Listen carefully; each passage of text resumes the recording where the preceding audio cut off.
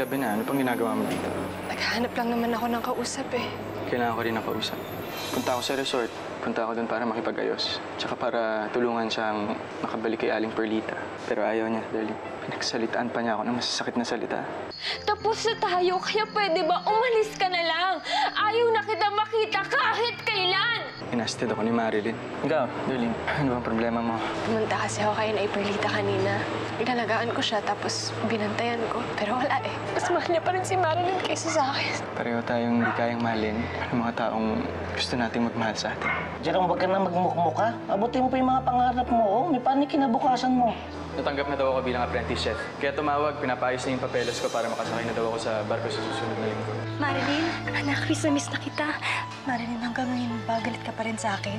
Pagkatapos ko malaman yung kasalanan mo sa akin, ay pinagpalit mo ko dahil sa itsura ko. Sa tingin mo papatawad kita?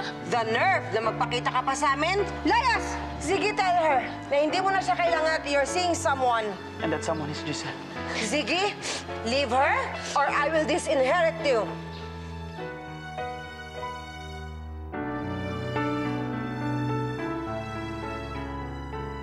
Patsapa-tsapa pa kayo?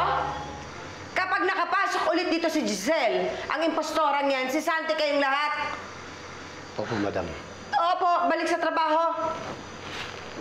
Makaporma, kala mo mga security guard na... Marilyn, ano? Pati ba naman ikaw? Sumisimpatya sa manlulokong yon? Eh, hindi po. Tama lang naman po yung ginawa niyo sa kanya eh. Sa laki ng kasalanan niya sa akin. Hindi ko siya gusto makita dito sa resort. Mabuti ka pa at naiintindihan mo ko. Hindi ka tulad ng tunay kong anak. Hindi ko alam kung ano na naman ang ginawa ni Giselle sa kanya. At napaikot na naman niya ang ulo. Bakit? Siguro hinahanap-hanap niya yung ganda ng mukha ni Giselle. Eh, yun lang naman po yung katangit-tanging maganda sa kanya eh. Sa pagkatao niya.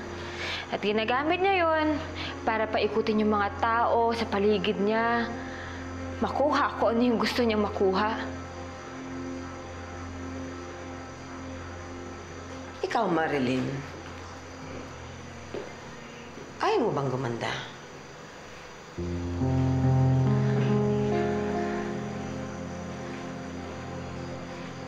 Sinabi ko na po ito sa inyo noon. Ayoko po magparetoke ng mukha. Iba pa rin kapag maganda ka. Nakita mo ang ginawa ng nanay mo, ni Giselle? Dati siyang pangit. Nagkaroon siya ng pagkakataon, nagpaganda.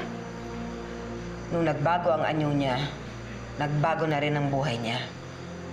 Nakuha niya ang buhay na tinatamasa niya.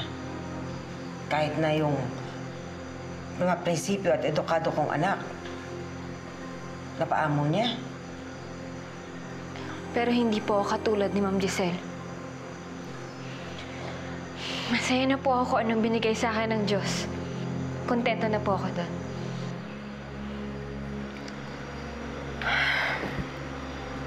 Pag-isipan mo munang mabuti. Ang offer ko sa'yo, malay mo, kapag nabago ang itsura mo, mabago rin ang lahat. Makuha mo ang lalaking karapat-dapat na para sa'yo.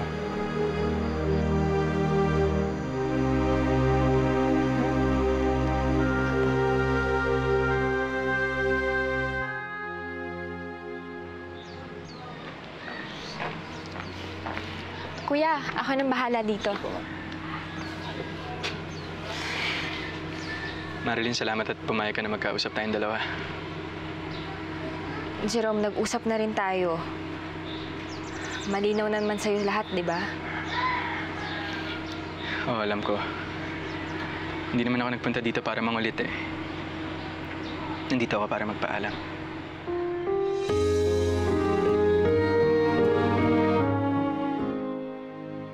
Perfect!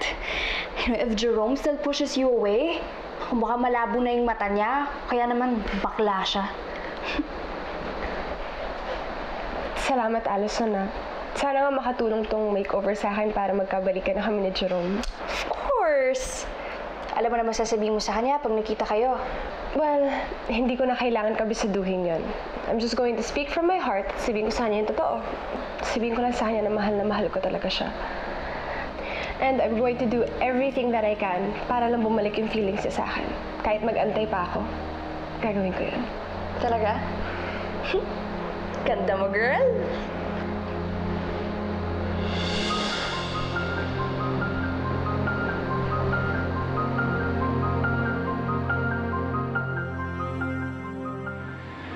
Magpaalam. Oo, Marilyn. Teka, saan ka naman pupunta? Bakit biglaan naman ata? May in-offer sa akin na trabaho sa isang cruise ship. Tinanggap ko na para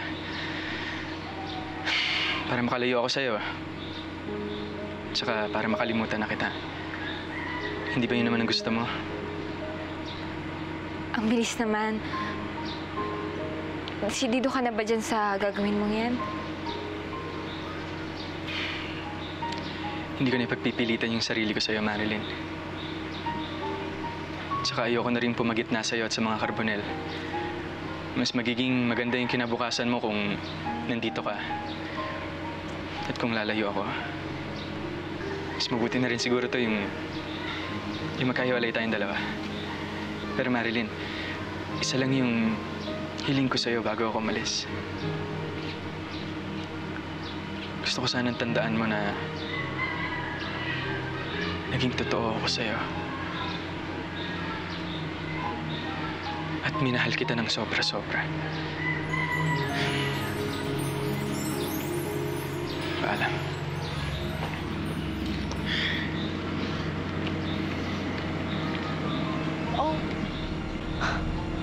Oh my God!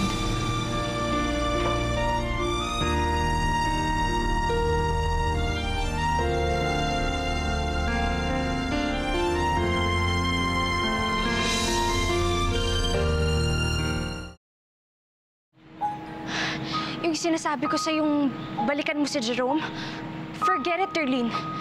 Malinaw na kung sino talaga yung gusto niya eh.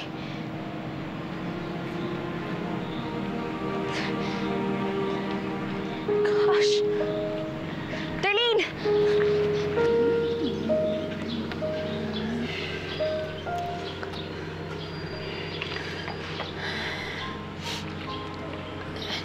Matagal mo na nabanggit sa akin na gusto mo nga mang-abroad.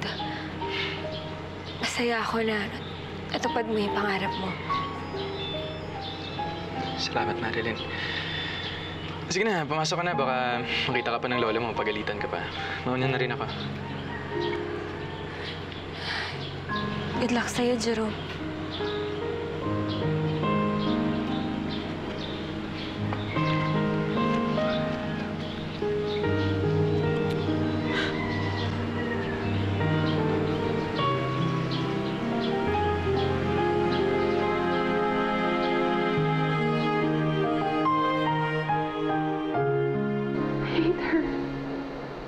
Really hate her.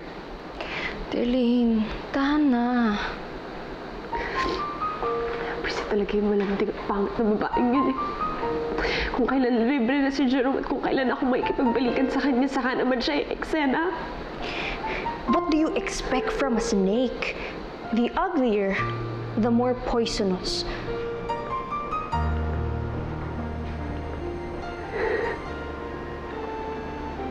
That kiss was supposed to be mine.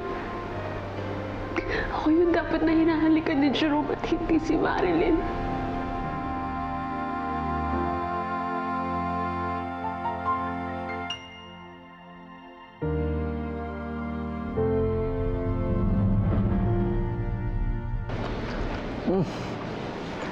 Tama ba talaga itong ginagawa ko, Noy? Dapat ko ba talagang iwan si Marilyn?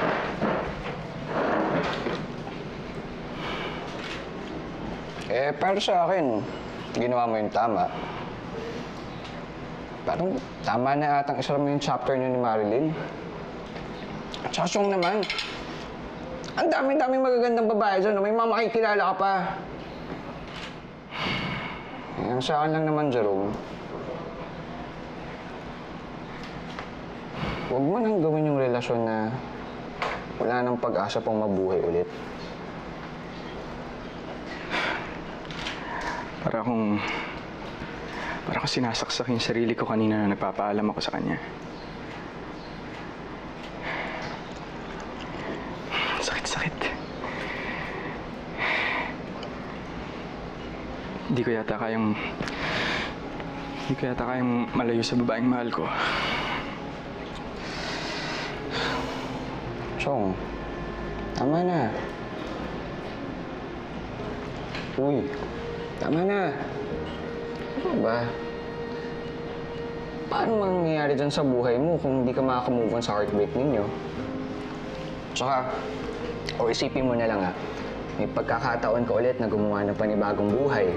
Makakalayo ka pa dun sa mga karbonil. Jerome, tama na. Alam mo, balang araw, i-realize mo rin na tama yung ginawa mong desisyon mo. Sana. Huwag ka na ma-depress na. Ganda-gandang lalaki. Makakahanap ka pa.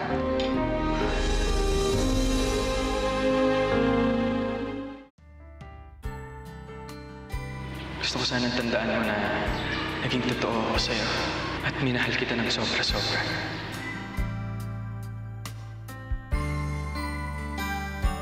Sa aking pag-iisa, hinahanap-hanap ka. Di malaman aking gagawin, di mapigilan ng damdamin. Puso ay nangungulila, nais ay makita ka. Ikaw ang laging natatanaw, ikaw ang sinisigaw. Oh, kailan ka babalik sa piling ko? Ikaw ang kailangan ko.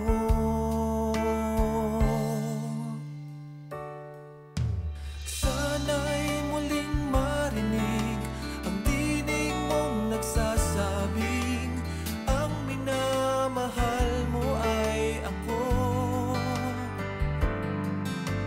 Puso ay muling buksan, bigyan ng pagkakataon, pagbigyang muli ang puso ko, umiibig sa'yo.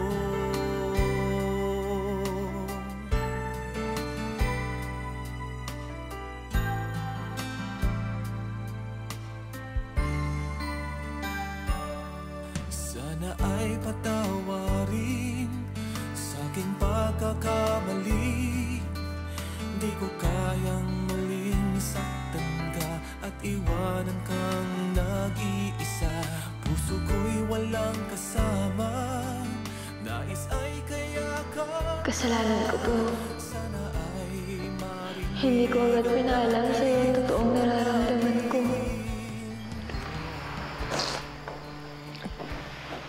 Marilyn, alam ko kung bakit ka umiiyak. Nagsumbong sa akin ng mga gwardya, dumating si Jerome at nag-usap kayo. Huwag na po kayong mag-alala. Wala na po kayong paproblemahin sa kanya kasi aalis na po siya. Nagtatrabaho na po siya sa malayong lugar. Hindi ko maintindihan kung bakit kayong dalawa ni Darlene patay na patay dyan sa lalaking yan. Noon pa man alam ko na walang magandang maidudulot ang lalaking yan, yung anak-anak na yan ni Aida. Lola, mahal ko po si Jerome. At mahal niya din ako. Teka.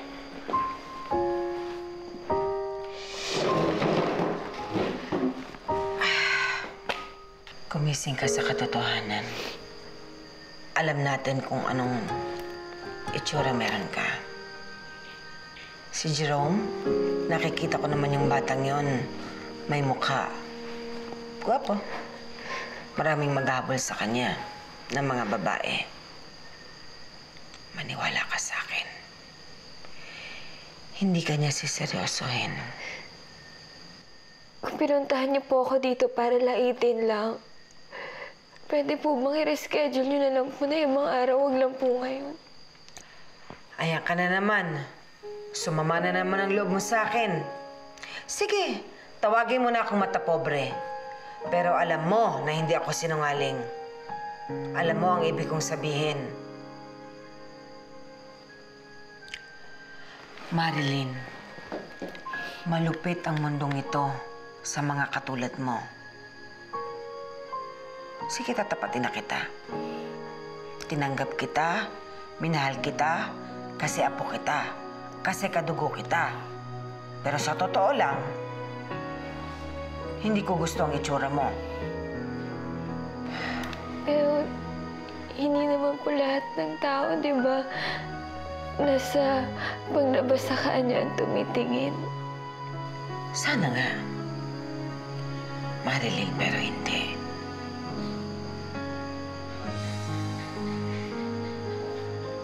Tingnan mo nangyari kay Perlita. Maganda ang kalooban ni Perlita, mabuti ang puso niya. Pero may sumaryoso pa sa kanya. May pumatol sa kanya, oo, yung Amerikano. Pero one time lang. Pinarausan lang siya. Pagkatapos, iniwan din siya.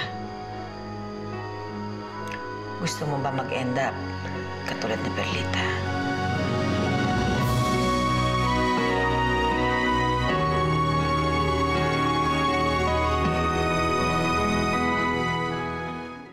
Ano bang pumasok sa ulo mo? Bakit bigla kang sumugod sa resort? Na hindi ka man lang nagpapaalam? Nagpatulong lang ako kay Marilyn para ilakad niya ako kay Mama nang sa ganun, makabalik agad ako sa resort. O ano nangyari? Lumala lang ang sitwasyon, hindi ba? Pati nga si Mama, pinagtangkaan niya akong tanggalan ng mana dahil ayaw niya nakikipagkita ako sa'yo. Eh ano naman ngayon kung tanggalan ka niya ng mana? Hindi naman pera ang habol ko sa'yo, Ziggy. Ang gusto ko lang naman, mabuo yung pamilya natin. Pagkatapos nun, pwede na tayo mag-abroad. Paano si Darlene? Eh di isama mo kung gusto mo. Si Mama, pwede mo namang iwan sa resort.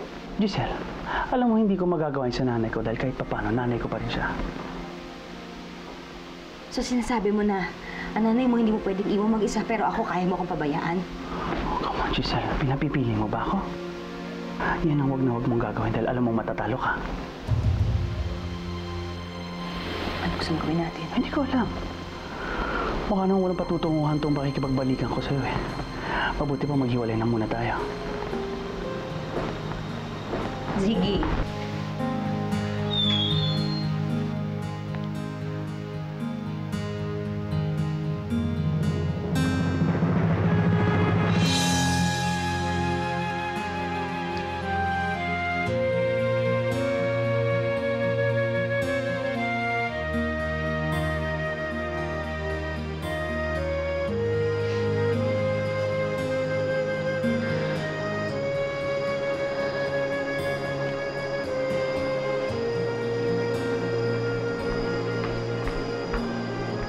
Hoy, Marilyn! Akala ko ba ayaw mo na siya? Akala ko ba pinakawalan mo na si Jerome? Eh bakit ngayon nilalandi-landi mo na naman siya, ha? Darlene, ayoko may pag-away sa'yo. Kung ikaw nalulungkot ka na hindi mo mabawi si Jerome, mas nalulungkot ako. Dahil hindi ko man lang makasama ang taong pinakamamahal ko. Alam mo, hanggang ngayon, isang misteryo pa rin sa akin kung anong nakita ni Jerome sa'yo. Ano bang ginawa mo sa kanya, ha? Ginayuma mo ba siya? O baka naman magaling ka sa kama at binibigay mo sa kanya lahat ng pangangailangan niya? Dumi talaga ng isip mo, Darlene. Eh bakit? Yun lang naman ang tanging explanation kung bakit baliw na baliw si Jerome sa isang pangit na katulad mo. Hindi na rin ako nagtataka, Darlene, kung bakit kahit anong makaawa mo kay Jerome, hindi ka niya magawang mahalin ulit at balikan. Dahil walang taong nagtitiis sa ugaling katulad mo. At sa tingin mo ba, magiging masaya si Jerome na kasama ka? Magiging miserable lang ang buhay niya kapag kayo ang nagkatuluyan. Dahil sa tuwing lalabas kayo, pagtatawanan lang si Jerome ng lahat ng tao dahil meron siyang bit-bit-bit-bit na unggoy. At kapag nagkaanak kayo, sa tingin mo ba magiging masaya siya na meron kayong pangit na baby? Baka nga gawin ni Jerome ang ginawa ni Mami noon at ipagpalit niya yung pangit ninyong sanggol sa mas maganda na anak. Ano? Ha? Just face it, Marilyn. Walang kahit na sino man tao ang magiging masaya na kasama ka. Not even Lola. Hindi ka nga niya mapakilala sa mga kaibigan niya eh. Because the truth is, kinakahiya ka niya. Kinakahiya niya magkaroon ng apo kasi pangit mo!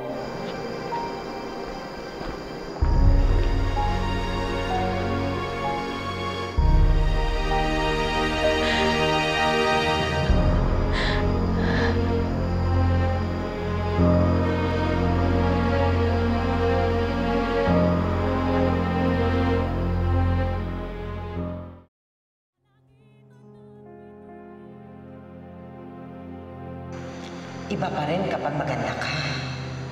Nakita mo ang ginawa ng nanay mo, ni Giselle? Dati siyang pangit.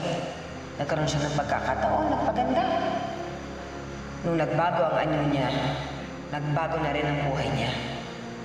Nakuha niya ang buhay na tinatamasa niya. Masaya na po ako anong binigay sa akin ng Diyos. Pag-isipan mo munang mabuti. Ang offer ko sa'yo, malay mo, kapag nabago ang itsura mo, mabago rin ang lahat. Makuha mo ang lalaking karapat-dapat na para sa'yo.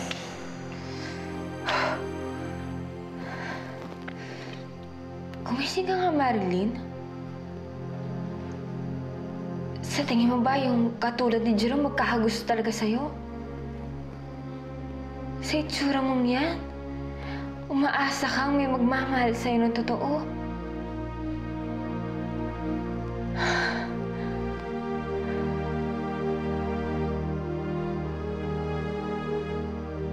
Naging katulad kaya ako ni Inay.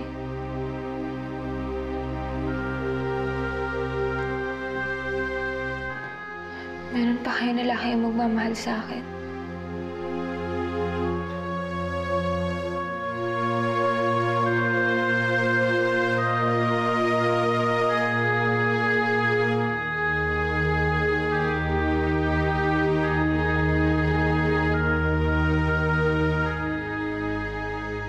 Kailan pa ako uminom ng kape na kasing lamig ng ilong ng pusa ang temperature? Sorry po, madam. Kukuha ka na lang po ako ng bago. Ay, hindi. Inumin mo yan. Sayang eh. Alam mo naman, ayaw ko nang aakser ang mga kahit anong pagkain dito. Sige, inom. Ikaw umubos niyan. Dali. Lagok. Oh, di ba? Malamig. Pahig na po ako.